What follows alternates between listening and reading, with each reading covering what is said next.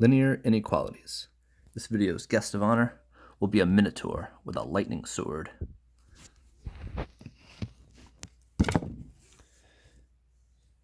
Okay, so which of the following points lies in the solution set of the inequality y is greater than or equal to 3x plus 10? Well, if we want to know which of these points is a solution to this inequality, we need to treat these as x, y values, substitute them into the inequality, and see which one makes the inequality a true statement.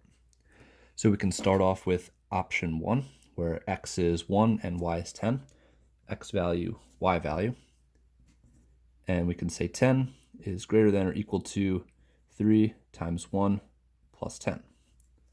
Well, this would simplify to 10 is greater than or equal to 3 plus 10, and 10 is definitely not greater than 13. So option 1 is definitely not the solution. Let's try 2. We have a 3 for a y value and a negative 1 for an x value. So 3, this is 1, this is 2. 3 is greater than or equal to 3 times negative 1 plus 10. Well, 3 times negative 1 is negative 3, and negative 3 and 10 makes 7. So 3 is not greater than or equal to 7, so it can't be 2 either. Let's try number 3. X is 4, y is 20.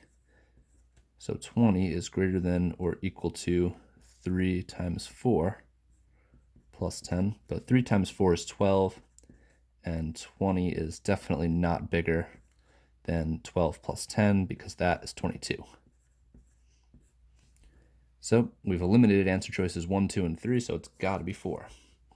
If we want to prove it, we can say that 16 is greater than or equal to 2 times 3 plus 10.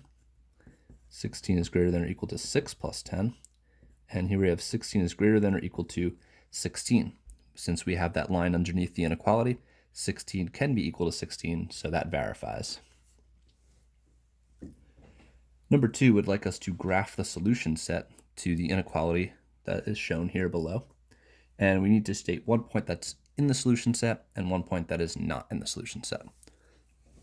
So we will use our slope-intercept form of this line to graph it. So we know if y equals mx plus b, m is our slope and b is our y-intercept. So our slope here is the coefficient of x, negative 2, and our y-intercept is our constant term, the number without the variable. So here our number without the variable is a positive 4. That tells us to start at 4. 1, 2, 3, 4. I'll make a dot. The slope tells us how to get to the next couple points. Since it's negative 2, I'm going to go down 2 units over 1. Down 2 over 1. Down 2 over 1. Down 2 over 1. I could also go up 2 and to the left 1. After I've plotted out my y-intercept and all the other points using the slope, because this is an inequality, I need to check whether this should be a dotted line or a solid line. To know if it's dotted or solid, we look at the inequality symbol. If this does not have a line underneath the inequality, so it cannot be equal to, I will make a dashed line. Since I don't see that line, let's dash out our line.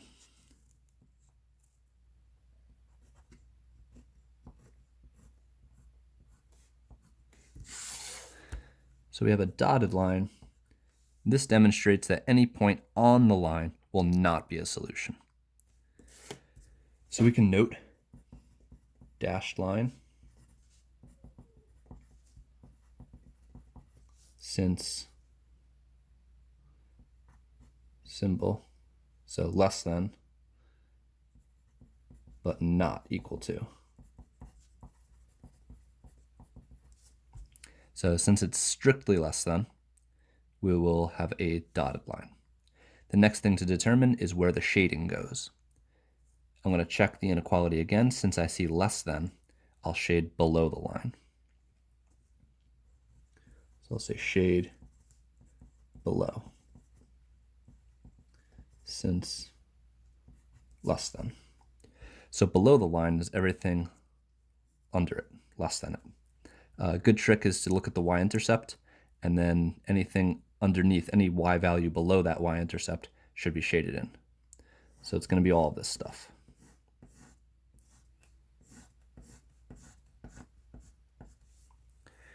All of the solutions to this inequality are in the shaded region. All the points that are not solutions are not in the shaded region. So one point in the solution, I can choose anything where I've shaded. I could pick this one right here, 0, 0. 0, 0. Since it is in the shaded region. So 0, 0 is in the shaded region, so I will use that as a solution. A point that is not in the solution will be anything that's not in the shaded region. So this point, for example, this would be 1, 2, 3, 4, 1, 2, 3. This is the point 4, 3. So I'll say 4, 3, since it is not in the shaded region.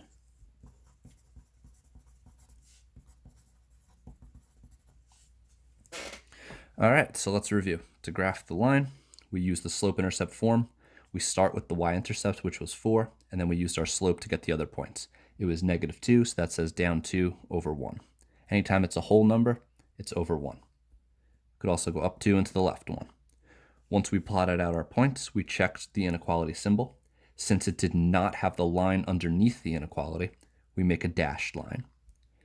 And since it was a less than symbol, as opposed to a greater than symbol, we would shade below the line. Once we have our shading, any point in the shaded region is a solution to the inequality. Anytime it's not in the shaded region, it is not a solution to the inequality.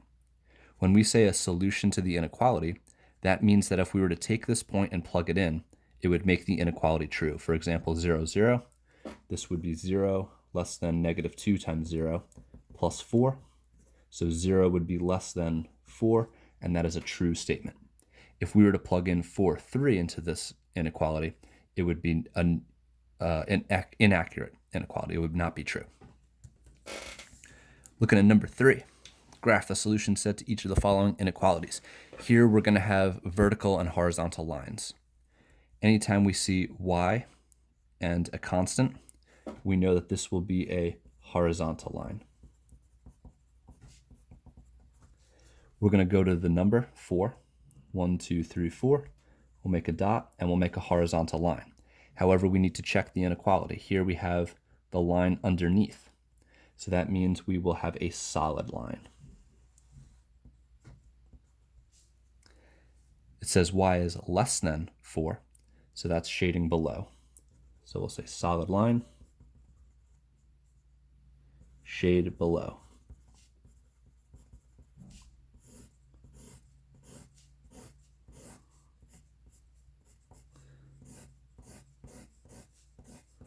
So all this stuff gets shaded in. Over here for part B, we do not have the line underneath, so we'll have a dashed line. And this is a greater than symbol, so we will shade above.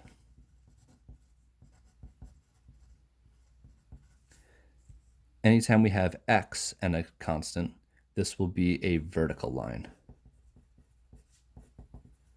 And vertical goes up and down.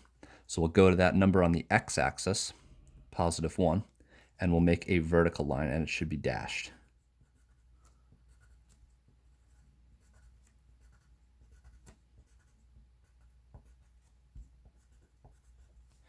Okay, so we have a dashed line on x equals 1, and this says x is greater than 1.